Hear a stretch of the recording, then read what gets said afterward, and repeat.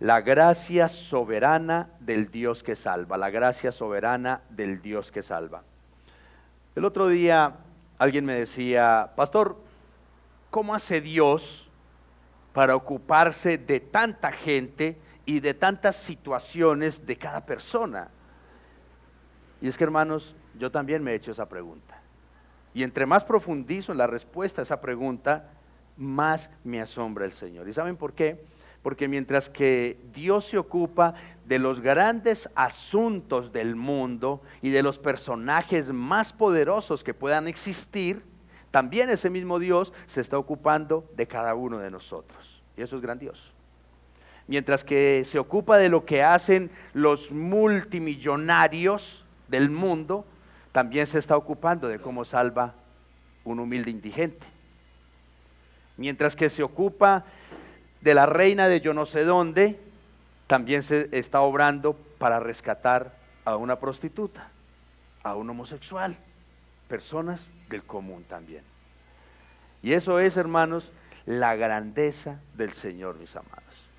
Mientras que los hombres vemos tal vez metas, victorias por alcanzar y por conquistar, Dios ve almas para salvar. Mientras que los hombres pensamos tal vez siempre en el presente, Dios está tejiendo a toda hora la historia para nuestro futuro también.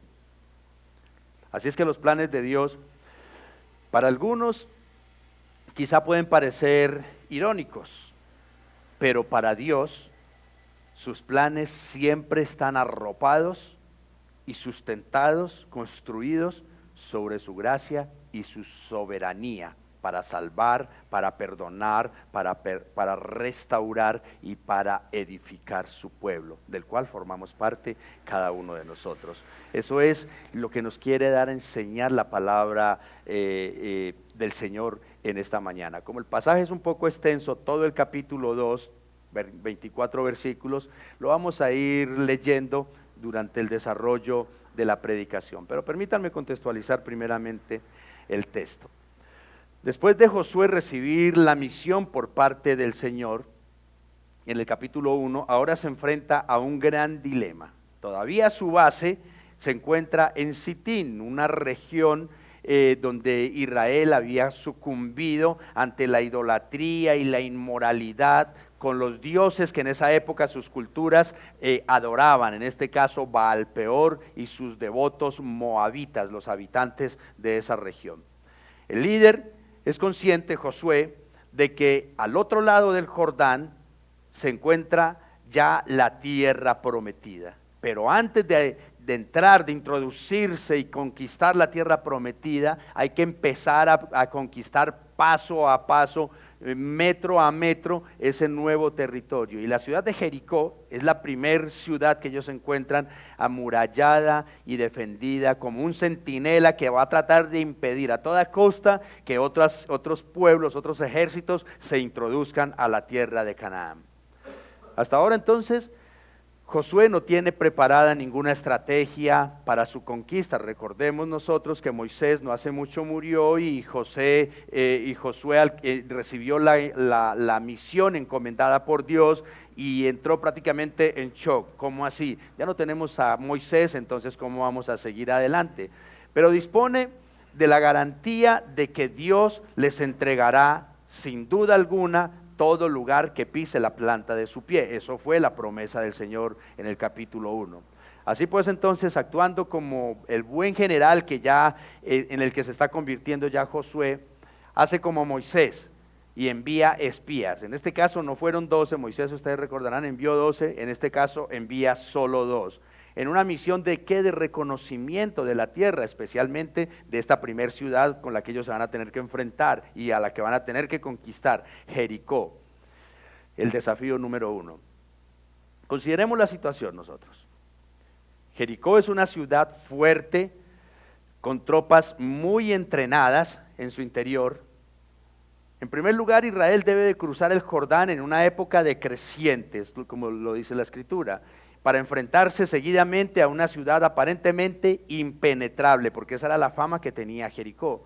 Su posición será entonces extremadamente vulnerable, porque delante de ellos tendrán al poderoso ejército de la ciudad y a sus espaldas tendrán al río Jordán desbordándose por las crecientes. Entonces la cosa no está muy fácil. Y Dios le ha dado la sabiduría y la inteligencia a Josué para que actúe de una manera muy estratégica. Así es que él envía ahora a los espías y está utilizando los medios que él tiene a su disposición. No es que no esté contando pues con Dios. De hecho, después del encuentro con el Señor, es obvio pues de que Josué ha estado en oración lo suficiente como para tomar las medidas que tiene que tomar. Y este es el primer paso que él debe de dar, reconocer el terreno enemigo. Sin embargo, el Señor, como siempre, tiene muchas otras cosas incluidas en sus planes. Mientras Josué tiene unos planes para alcanzar y conquistar Jericó, Dios tiene unos planes mucho más soberanos todavía. Vamos a tratar de desglosar entonces nuestro capítulo 2 de esta mañana en 3 encabezados. Y el primero de ellos, la gracia soberana que sostiene a santos y pecadores. La gracia soberana que sostiene a santos y pecadores. Como lo acabamos de mencionar, Josué y el pueblo de Israel entero tienen una nación por conquistar, la tierra prometida que el Señor les ha venido ofreciendo desde años atrás. Sin embargo, más que una nación, para ellos es un nuevo mundo, es una nueva vida que representa tanto desafíos como esperanzas. Eso es para ellos, no es solamente que es que vamos a conocer una tierrita nueva por ahí, no. Es un nuevo mundo, es una nueva vida. De hecho, va a ser la primera vez que ellos van a vivir en libertad total, porque después de que salieron de Egipto, estuvieron 40 años en el desierto, pero su libertad no era total en ese momento. Veamos entonces cómo actúa Josué. Primeramente, con fe, pero con estrategia. Vean lo que dice la primera parte del versículo 1, lo releo. Entonces Josué, hijo de Nun, envió secretamente desde Sitín a 2 espías, diciéndoles, vayan, reconozcan la tierra, especialmente Jericó. A diferencia de la expedición de Moisés, los que han leído el Pentateuco con los 12 espías, que por cierto en esa ocasión fue una iniciativa del pueblo y surgió de la desconfianza respecto a la posibilidad de conquistar la tierra, ustedes lo recordarán, Josué ahora nunca dudó de las promesas del Señor. Su objetivo al enviar a estos 2 espías era concreto, obtener información clara y estratégica y específicamente sobre Jericó, ya que era un lugar desconocido para todos ellos como ejército. Es decir, esta era una estrategia militarmente razonable. Vayan, hagan inteligencia, reconozcan el sector, la ciudad, cómo actúan, cómo funcionan su ejército. Pero Dios no solo le ha entregado a Josué una misión de inmensa magnitud, la vida y el futuro de miles de millones de personas que conforman al pueblo de Dios está bajo su responsabilidad ahora, bajo la responsabilidad de Josué. Pero no solamente eso es lo que le ha encomendado, sino que también lo ha dotado a Josué de capacidades y de dones como analítico de batalla, como una persona muy estratega, valiente en combate.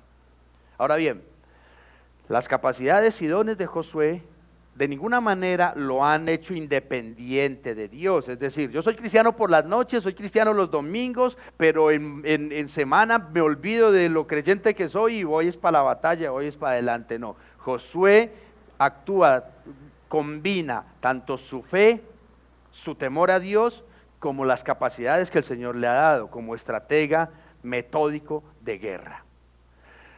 Y amados, cuando actuemos nosotros también, hagámoslo de esta misma manera. ¿Cómo? Con análisis e inteligencia. Análisis e inteligencia. Yo creo que todos, en algún momento de nuestra vida, hemos tenido que cosechar el fruto de nuestra necedad, ¿no es cierto? Porque muchas veces actuamos neciamente, sin analizar con inteligencia las decisiones que tomamos o las cosas que hacemos. Y lo que vemos aquí es un hombre muy analítico, muy estratega, pero de mucha fe. El Señor, hermanos, a nosotros nos ha dado capacidad para analizar, para pensar. Esta es una facultad con la que Dios nos ha bendecido como sus hijos. De modo que actuemos de tal manera, con inteligencia. Pero, viene el pero, sin pasar al otro extremo, porque existe la otra cara de la moneda. Muchas veces al reconocer tus dones y capacidades, las personas se pueden olvidar de que dependemos de Dios 100%. Cantidades de personas son extraordinariamente llevados de su parecer. ¿Por qué?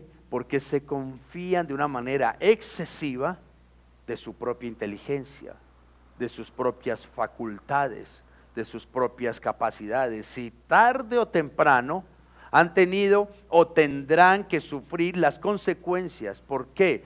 Porque se independizaron su conocimiento, sus dones y talentos de la fe en el Señor. Y esto es lo que nos está enseñando en este primer segmento Josué. No, las estrategias de Josué provienen de la fe en Dios. Así es que la reflexión es clara, mis amados. Aunque seas muy capacitado, muy dotado, debes siempre depender en su totalidad del Señor. Hermanos, nunca podemos nosotros desconectar nuestras estrategias, nuestros planes, sea cual sea el terreno donde nosotros vayamos a incursionar, sea cual sea. No podemos desconectar eso de nuestra fe y de la voluntad o de la buena voluntad del Señor. El hecho de que nosotros seamos creyentes no quiere decir de que somos improvisadores profesionales, no. Por el contrario, entre más creyentes, entre más temerosos del Señor, más estrategas, más inteligentes, más sabios para planificar y preparar las cosas con responsabilidad y con mucha dependencia de Dios, mis hermanos. No nos confiemos porque muchas veces decimos, no es que yo estudié para esto, no es que yo ya me leí la Biblia también 2 veces, entonces yo ya me las sé todas. No, hermanos. Cada decisión que nosotros tomemos, hagámoslo primeramente de rodillas. Pero entonces aquí aparece un personaje interesante, una pecadora que protege santos. Y continuemos con el desarrollo de la historia. A partir de la segunda parte del versículo 1 al versículo 7, miren lo que dice. Fueron pues y entraron en la casa de una ramera que se llamaba Rahab, y allí se hospedaron. Pero le dieron este aviso al rey de Jericó: unos hombres de los israelitas han venido aquí esta noche para reconocer toda la tierra. Entonces el rey de Jericó mandó decir a Rahab: saca a los hombres que han venido a ti, que han entrado en tu casa, porque han venido para reconocer toda la tierra. Pero la mujer había tomado a los 2 hombres y los había escondido, y respondió: sí, los hombres vinieron a mí, pero yo no sabía de dónde eran. Los hombres salieron a la hora de cerrar la puerta, al oscurecer, no sé a dónde fueron. Vayan deprisa tras ellos, que los alcanzarán. Pero ella los había hecho subir al terrado y los había escondido entre los tallos de lino que había puesto en orden en el terrado. Los hombres los persiguieron por el camino al Jordán hasta los vados. Tan pronto como salieron los que los perseguían, fue cerrada la puerta de la ciudad. Aquí se empieza a tejer esta interesante historia.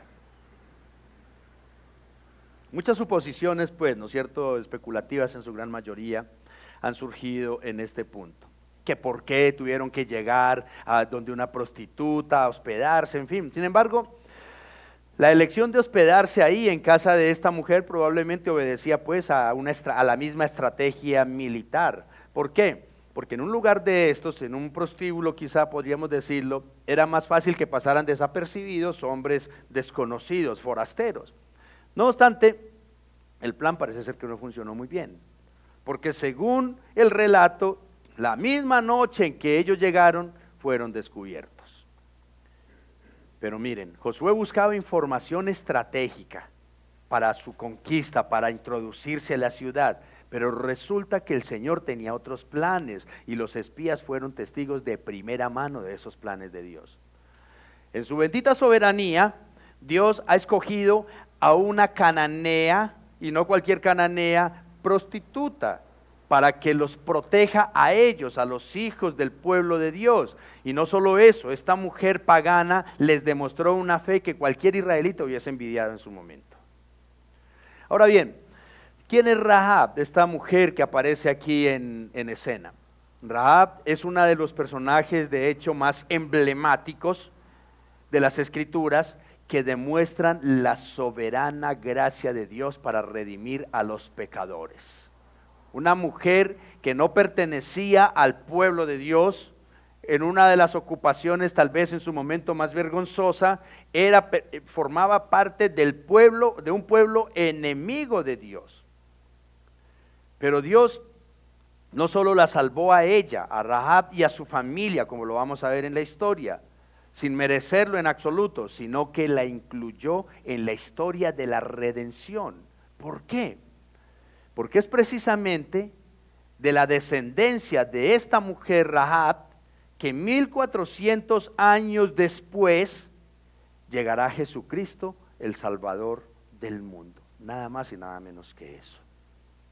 Esta es de la descendencia, del linaje de ella, 1400 años después, veremos nacer a Cristo Jesús. Algunos aspectos aquí por aprender de esta sección. En primer lugar, el Señor soberanamente puede usar inconversos para proteger a sus hijos. Sin duda yo creo que todos nosotros podemos dar testimonio de esto. ¿Cuántas veces nosotros hemos sido bendecidos por personas que no comparten nuestra fe? Muchas veces, ¿no es cierto? Muchas veces. De hecho, creo que la gran mayoría de nosotros, en nuestros diferentes entornos laborales, sociales, la mayoría de personas que nos rodean no son creyentes, no son cristianos, pero son instrumentos de bendición en muchos momentos y situaciones. Pero el hecho de que el Señor use personas no creyentes para bendecirnos, hay algo interesante. No quiere decir que sus hijos debamos pecar como los inconversos que nos están ayudando. Tema muy, muy diferente, ¿no es cierto? Miren pues que esta mujer está ofreciendo ayuda a los espías, pero no quiere decir que los espías están cayendo en los brazos de esta sensual mujer tal vez. Algo más por aprender. Los planes de Dios son soberanos y mucho más grandes que los nuestros. La misma palabra lo dice, ¿no? ¿Cuántas veces nosotros hemos tenido planes grandes y hermosos, pero el Señor de manera soberana los ha alterado para hacer algo mejor? Quizá inicialmente parece desastroso. Wow, pero yo como había planeado este evento, este momento, esta actividad, esta situación, este trabajo, este negocio, como lo había planeado, tantos meses, tantos años, incluso esperando este proyecto, y ahora que sale, mire lo que resulta. Se trastornó completamente. Miren, Josué y los espías tenían planes netamente militares, pero Dios tenía planes espirituales y eternos, y no solo para Rahab, sino para toda la humanidad. Ya estamos viendo por qué, ¿no es cierto? Tal vez cuando lo leamos este pasaje así, a vuelo de pájaro, de manera superficial, una más que salvó el Señor, pero no se trata de una más que salvó el Señor, una más que salvó el Señor y la puso como hilo principal del tejido, del tapete de la redención. Y con nosotros pasa igual, hermanos. Seguramente algunos de ustedes tenían otros planes para hoy, no sé. O para este mes. O para este año. No sé cuáles eran nuestros planes. Pero resulta que el Señor los trastornó todos para tenernos hoy aquí. O para este año acercarnos más a Él. Tal vez los planes de algunos era, este año sí voy a hacer plata, pero los planes de Dios no, este año vas a ser más creyente, Este año te vas a rendir más a Cristo Jesús. Este año te vas a rendir más al servicio de tu pueblo. Este año no solamente, tal vez algunos pensaron, no, este año va a ser el año de la bonanza en las finanzas. Y Cristo dice, no, no, no. Este año va a ser el año del crecimiento espiritual. Este año va a ser el año en que tú como esposa, como esposo, como hijo, como padre, en fin, vas a ser una nueva persona. De modo, mis amados, y me dirijo a todos, independientemente de qué tipo de pecador seamos, mis amados, o cristianos o inconversos, porque no podemos decir los pecadores inconversos, no, porque es que los cristianos también pecamos, ¿no es cierto? Independientemente de qué tipo de pecador seamos nosotros, el Señor es soberano para perdonarte y para salvarte. Y sobre todo es soberano para cambiar completamente tu historia. Es soberano para cambiar la historia de tu familia, de mi familia, como lo hizo con Rahab, la prostituta de Jericó. Y eso es hermoso, hermanos, porque es el mismo de ayer, de hoy y de siempre. ¿Qué planes tenía esa noche? ¿Qué planes tenía ese día Rahab? Por su trabajo, tal vez atender muchos clientes, tal vez tener el chuzo abierto, quién sabe hasta qué horas del negocio donde trabajaba, donde laboraba, pero Dios quiso que fuera una nueva historia para ella. Y miren, para todos nosotros, para todos nosotros.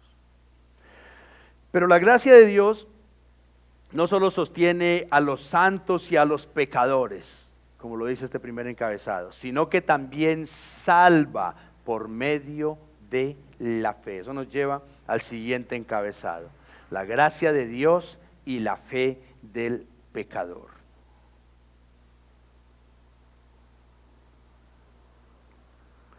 Veamos tres aspectos aquí dentro de este marco de este encabezado. Pero primeramente, el temor y la fe de una pecadora. Dicen los versículos del 8 al 11.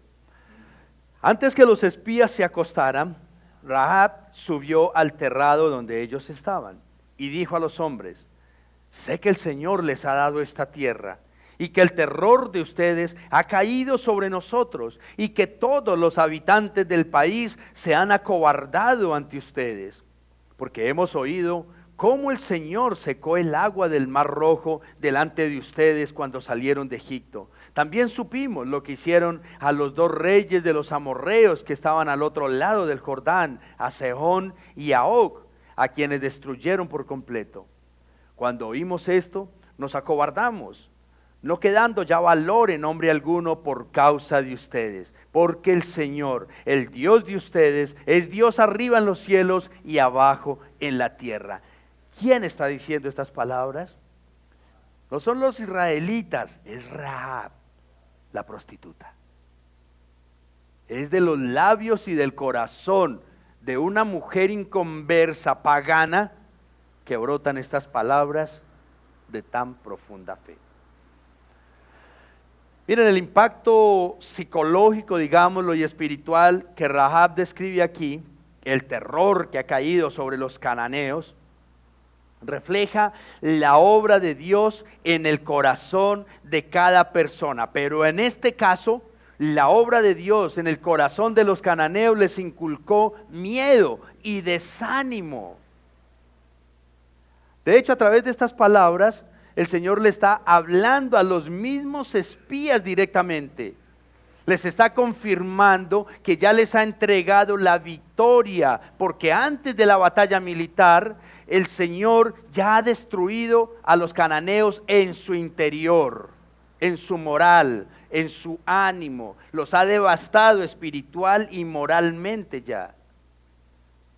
Porque por medio del conocimiento de su poder y de la verdad de sus hechos, el Señor ya ha obrado en el corazón de los enemigos. ¿Sí ven la hermosura del Señor?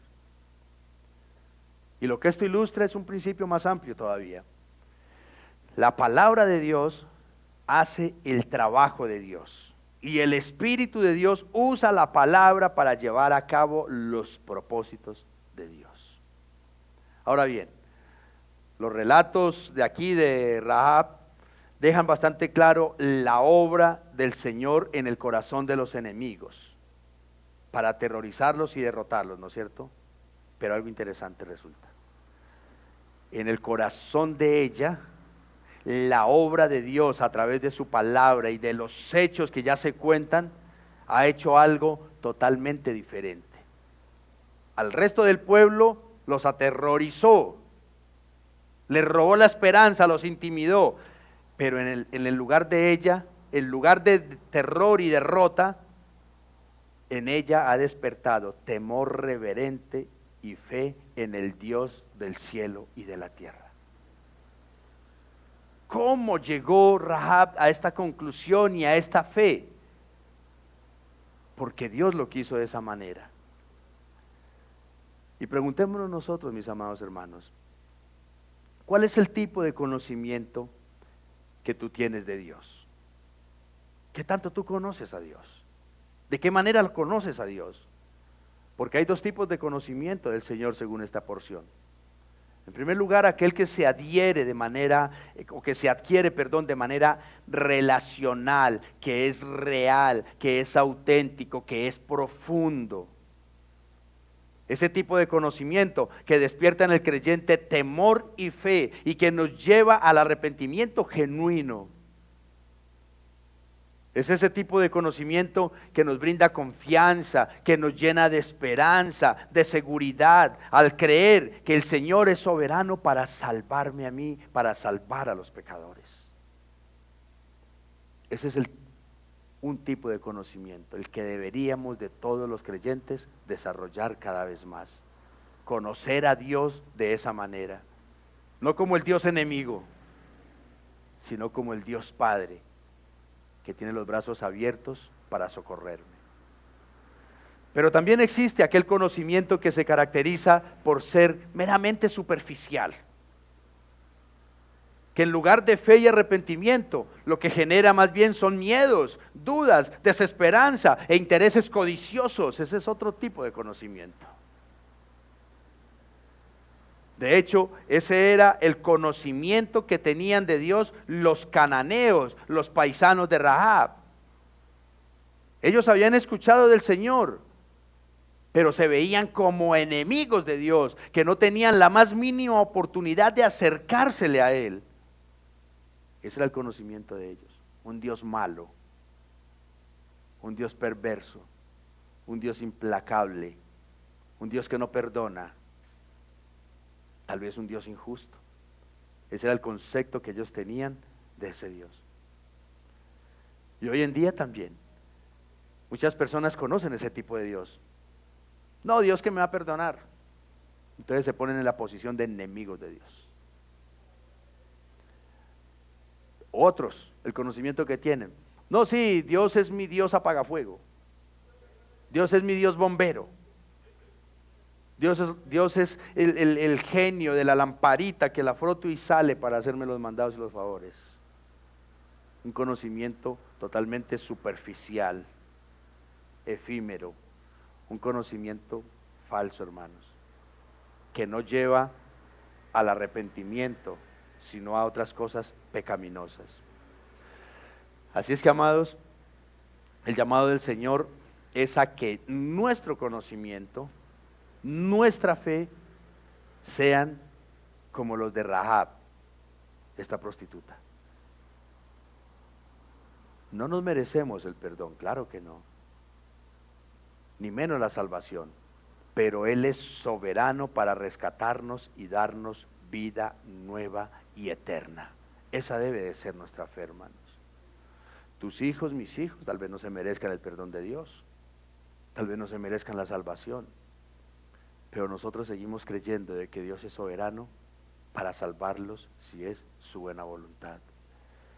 El esposo, la esposa, la familia, los amigos, los allegados. Hermanos, hay dos maneras de ver a Dios. Como el Dios que está ahí con el dedo señalador, listo donde metí las de caminar para caerme y condenarme.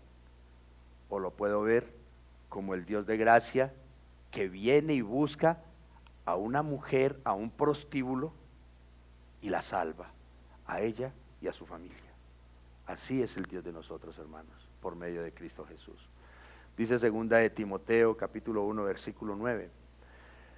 Él nos ha salvado y nos ha llamado con un llamamiento santo, no según nuestras obras, sino según su propósito y según la gracia que nos fue dada en Cristo Jesús desde la eternidad. ¿Según qué nos ha salvado entonces el Señor? Según su gracia, según sus propósitos, según sus planes. Porque es que el Señor, cuando nos salva, cuando nos llama, es porque tiene un propósito con cada uno de nosotros. Y eso deberíamos de nosotros cuestionarlo. Hey, en mi vida sí se está cumpliendo el propósito del Señor. Pero veamos también aquí la petición de una pecadora que cree. ¿Qué es lo que pide una pecadora cuando cree en el Señor? Dice Josué, versículo 2, capítulo 2, del 12 al 16. Ahora pues, palabras de Rahab, júrenme por el Señor, ya que los he tratado con bondad, que ustedes tratarán con bondad a la casa de mi padre. Denme una promesa segura de que dejarán vivir a mi padre y a mi madre, a mis hermanos y a mis hermanas, con todos los suyos, y que librarán nuestras vidas de la muerte. Y los hombres le dijeron, nuestra vida responderá por la de ustedes, si no revelan nuestro propósito. Y sucederá que cuando el Señor nos dé la tierra, te trataremos con bondad y lealtad. Entonces ella los hizo bajar con una cuerda por la ventana, porque su casa estaba en la muralla de la ciudad, y ella vivía en la misma muralla. Rahab les dijo, vayan a la región montañosa, no sea que los perseguidores los encuentren. Escóndanse allí por 3 días hasta que los perseguidores regresen. Entonces pueden seguir su camino. Así es que después de haber confesado su temor y su fe en el Dios verdadero, ahora Rahab demuestra esa fe no solo al proteger a los espías, sino con una petición. Y una petición que es una clara manifestación de que ella pone su esperanza en la misericordia y en la bondad del Señor. Y si ustedes miran acá, está casi que presionando a los espías para que ellos se comprometan con ella de que salvarán no solo su vida, sino también la de su familia. Ilustrémoslo de esta manera. Si tú tuvieras un encuentro con un ángel del cielo en este momento y te dijera, mire, esta noche será el fin del mundo y tengo 3 cosas para ofrecerle, escoja una. Le puedo dar la fortuna de Elon Musk, el hombre más rico del mundo, o le puedo dar una islita para usted y para su familia con todo pago, para que se vaya usted a vivir allá en el lugar más paradisíaco del mundo. O la otra es que les puedo permitir morir en Cristo esta noche. ¿Cuál escogeríamos? ¿No es cierto? Yo creo que sabiendo que el mundo se va a acabar esta noche, todos escogeríamos la tercera, ¿no es cierto? Pero no va a faltar el que escoja las 2 primeras. ¿Tú qué le pedirías al Señor entonces, hermano? Yo creo, mis amados, que si somos pecadores realmente arrepentidos, seas padre de familia, seas esposo, seas esposa, seas un familiar cercano o seas un buen amigo, yo creo que pedirías para que sus vidas sean salvas. Pedirías por el perdón de sus pecados y por la restauración de sus vidas perdidas para que partan con Cristo.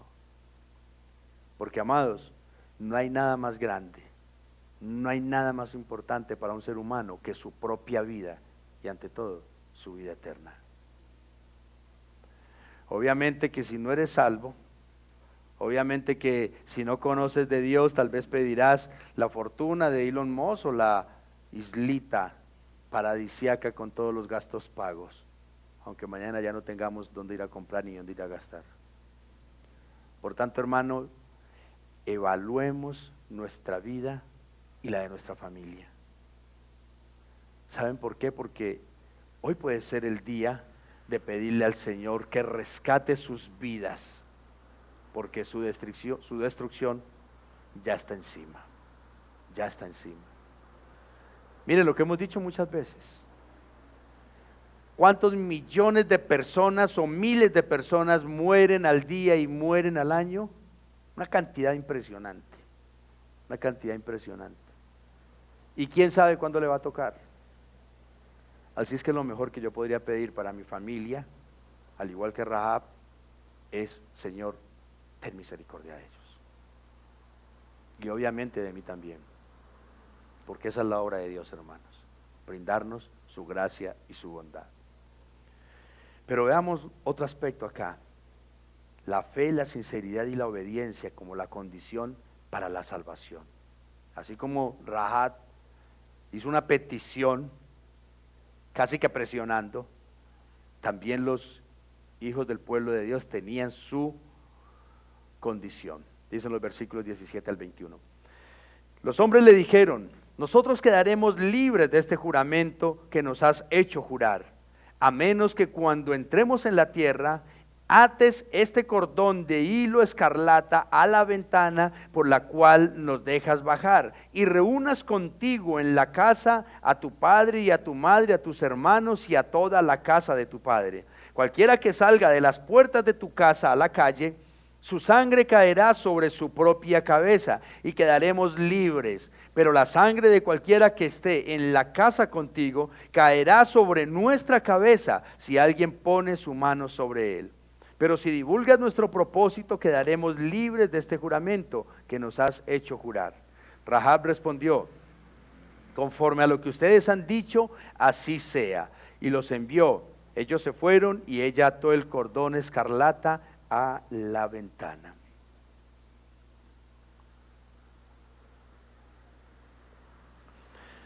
Así como Rahab hizo su petición, los espías también condicionaron el pacto que acaban de hacer con ella. Todo dependía de dos requisitos.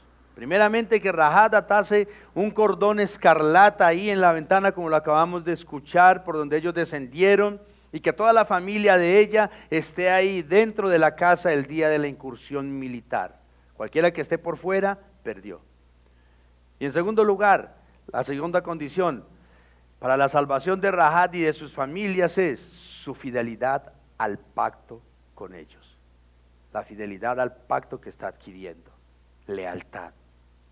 Y miren esto, el contraste es bastante dramático. Mientras Jericó entera será destruida, Rahab y su familia estarán en su casa como en una fortaleza de seguridad en medio del horrible holocausto que le espera a la ciudad. ¿Por qué? Porque su fe en el Señor ha transformado, ha cambiado ¿qué? Su destino y el de su familia. Y eso es importante, hermanos, tenerlo presente. Eso es importante.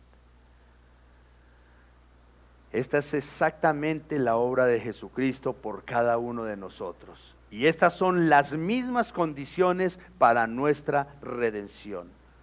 Miren, su sangre derramada en la cruz es la garantía de nuestra salvación. Pero al igual que esta mujer, a nosotros nos corresponde ¿qué? Creerlo, tener la seguridad. El cordón ahí en la ventana no hizo magia.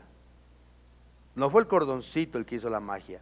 Fue la fe de la mujer la que la salvó a ella y a su familia. Y es por fe que nosotros también somos salvos, hermanos. Miren, millones de personas allá afuera conocen la historia de Jesús, la historia de la redención. Han leído sobre la sangre de Cristo derramada en la cruz, pero no son salvos. ¿Por qué? Porque no creen. Es nuestra fe, es nuestra convicción en el poder de Cristo lo que nos libera de las ataduras del pecado y de su condenación. Es nuestra fe, mis hermanos, nuestra seguridad. Y en segundo lugar, la otra condición crucial que vemos acá es la fidelidad al Señor.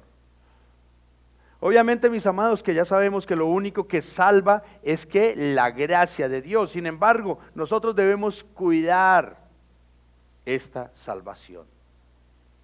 Porque como bien lo hemos entendido, mis amados, la obediencia es la evidencia de que realmente creemos y somos salvos. La obediencia, la lealtad, la fidelidad al Señor.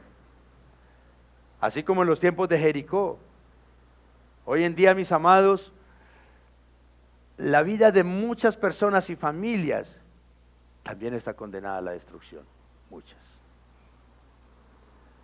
Solo nuestra fe y rendición al Señor nos pueden dar una nueva oportunidad de vida. El Señor, mis amados, nos alcanzó con su gracia, pero nuestra fidelidad es fundamental para seguir caminando con Cristo. El Señor hizo su obra, derramó su sangre, pero a ti te corresponde lo que le correspondía a esta mujer: lealtad, fidelidad. Y a nosotros también.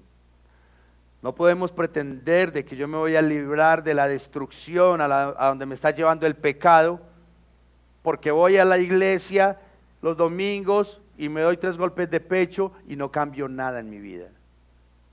No dejo la idolatría, no dejo el pecado para nada, sino que por el contrario, lo abrazo más.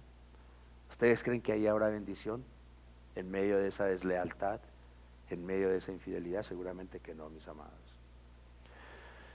Pero no solo los inconversos necesitan ser confirmados en su fe para ser salvos. El mismo pueblo de Dios también necesita desarrollar la fe que vence. Y eso es lo que nos lleva al tercer y último encabezado: la gracia que protege y la fe que vence.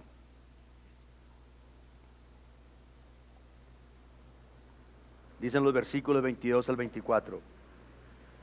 Los espías se fueron y llegaron a la región montañosa. Allí permanecieron por 3 días hasta que los perseguidores regresaron. Los perseguidores los habían buscado por todo el camino, pero no los habían encontrado. Entonces los 2 hombres regresaron y bajaron de la región montañosa y pasaron y vinieron a Josué, hijo de Nun, y le contaron todo lo que les había acontecido. Y dijeron a Josué: ciertamente el Señor ha entregado toda la tierra en nuestras manos, y además todos los habitantes de la tierra se han acobardado ante nosotros. Como podemos ver, después de su aventura en Jericó y su reveladora conversación con Rahab, los espías ahora regresan al campamento a dar estas buenas nuevas. En especial, el reporte no solo consistía en los eventos y los errores que cometieron en la incursión, sino en el estado de ánimo de los pobladores cananeos. Es obvio de suponer que las palabras de confianza en el poder de Dios que proporcionaron en Josué y en todo el resto del pueblo de Israel, ánimo, motivación. ¿Cómo así de que ya Dios ha hecho de que el corazón, de que los ánimos de esa gente estén por el piso? Miren, definitivamente este capítulo 2 de Josué se destaca por las confesiones de fe. Primero, la confesión de Rahab, ¿no es cierto? Yo creo en el Dios de ustedes porque es el Dios verdadero, el Dios que hizo los cielos y la tierra. Y en Él pongo la esperanza de vida para mi familia y para mí, la confesión de Rahab. Y ahora la confesión de estos varones: el Señor ha entregado toda la tierra en nuestras manos. Y estas 2 confesiones de fe tienen un significado profundamente poderoso, mis amados. Porque una vez más se puede decir: la victoria depende del poder de Dios, no de la capacidad militar, ni de la capacidad de ninguno de nosotros. En síntesis, mis amados, el pasaje presenta a 2 espías como testigos cuya fe se convierte en instrumento del ánimo de todos. El testimonio de estos hombres demuestra, mis hermanos, que la verdadera confianza en Dios transforma la percepción de nuestras realidades, como en este caso de ellos.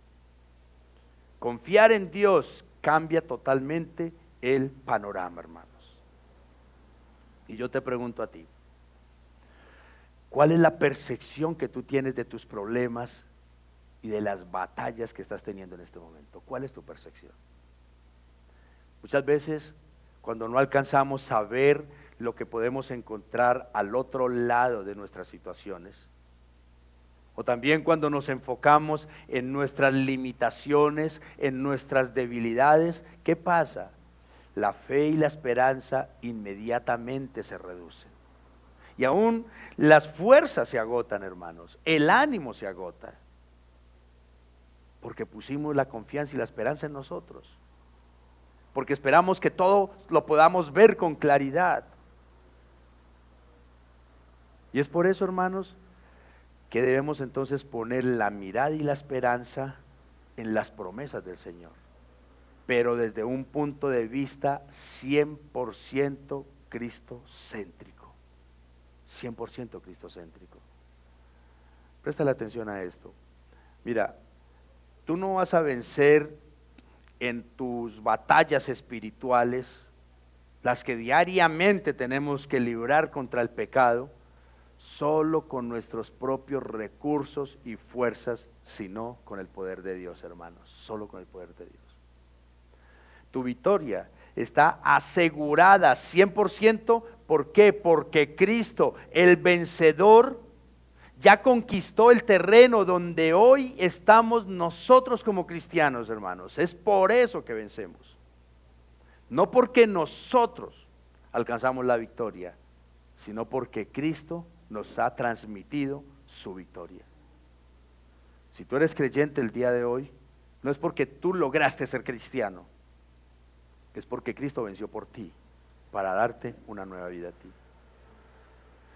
Así es que si tú quieres alcanzar la victoria espiritual y en los diferentes aspectos de tu vida, si quieres vivir el tipo de vida que Cristo compró para ti, libre de ataduras, libre de las cadenas del pecado, libre de la culpa y con esperanza eterna, primero, ¿qué tienes que hacer? Conquistar tus propios miedos, tu inseguridad, tus dudas, con la fe puesta en Cristo y su victoria. Eso es lo primero que debemos hacer. Si nosotros no podemos vencer nuestras inseguridades, nuestras dudas, nuestros temores, nuestros miedos, hermanos, difícilmente venceremos lo que nos está destruyendo. Es poniendo primeramente nuestra fe en Cristo Jesús. Y ya para cerrar, la invitación es muy sencilla, mis amados hermanos y amigos. ¿Tú sí crees en la fidelidad de Dios y confías en que Él te puede salvar a ti y a los tuyos? ¿Tú sí crees en eso? Miren, independientemente de la situación que estemos viviendo en este momento, ¿sí creemos? Porque si es así, hagamos esto, mis amados. Reconozcamos y aceptemos el punto crítico por el cual está atravesando nuestra vida y nuestra familia. Eso es lo primero. Reconocer y aceptar que no está mi matrimonio en el mejor punto, que mi relación con Dios no está en el mejor punto, que mi relación con mis hijos, con mis padres, con mi familia, con mis hermanos, no está en el mejor punto. Eso es lo primero que yo debo de hacer, reconocer la crisis. Eso fue lo que hizo esta mujer. Reconoció que estaba viviendo un momento crítico para ella y para su familia. Y en segundo lugar, reconoce y acepta que si no elevamos nuestros ojos al Dios que creó los cielos y la tierra, estamos condenados a la destrucción, hermanos. Eso fue lo segundo que hizo Rahab. Reconoció su situación de destrucción eminente y reconoció que el único que la podía ayudar era el Dios del cielo. Por tanto, mis amados, creamos como esta mujer de esta historia, que ese sea nuestro tipo de fe. Y no te estoy preguntando por tu estilo de vida, así como ellos tampoco le preguntaron a ella, ni por los errores y los pecados en que ha cometido cada uno de nosotros, hermanos. Solo te pido que creas en el Salvador y que le supliques por tu salvación y la de tu familia, tal cual como la hizo Rahab. qué fuiste en tu pasado o qué eres en este momento, qué hemos hecho, porque miren hermanos, es lamentable muchas veces escuchar hermanos de varios años en los caminos del Señor y no han podido ser libres de sus ataduras. Y lo peor, no han podido ser libres de sus propias culpas, hermanos. Y no hay nada peor que andar cargando con culpas ajenas o culpas del pasado. Culpas que el Señor ya cargó por ti en la cruz del Calvario. Imagínense si Rahab se pone, ay, pobrecita de mí, muchachos, sálvense ustedes porque yo ya no tengo perdón de Dios. Yo ya no fui capaz de dejar esta vida en la prostitución. No creo que Dios acepte una prostituta en su reino. No, ahí está. Confió en el Dios que hizo el cielo y la tierra. Hombre, y es que si yo veo a Dios desde esa óptica de que es que Dios hizo el cielo y la tierra, ¿cómo no va a poder hacer de mí una nueva criatura? ¿Cómo no va a poder hacer de mi familia un nuevo hogar? ¿Cómo no va a poder restaurar nuestras vidas, mis hermanos? Tengamos eso presente. ¿Cuál es el conocimiento que tú tienes del Dios verdadero? Amén. Démosle gracias a Dios, mis hermanos.